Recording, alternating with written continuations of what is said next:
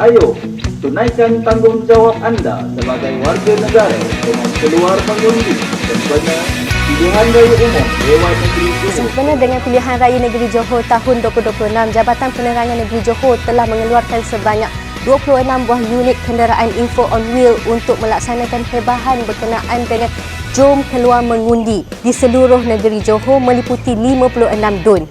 Sehubungan dengan itu, bercakap tentang berita palsu pada musim pilihan raya ini, maklumat memang laju tersebar di media sosial. Jadi nasihat saya, jadilah pengundi yang bijak, tidak pasti jangan kongsi.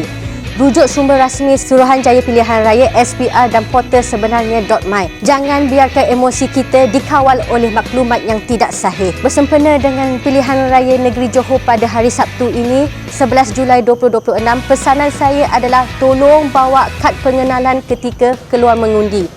Selain itu, jadikan medan pilihan raya negeri Johor kali ini untuk keluar mengundi beramai-ramai. Anak muda di luar sana, pulanglah mengundi kerana satu undi membawa 1000 makna kepada negeri Johor. Tunaikan tanggungjawab anda demi masa depan negara.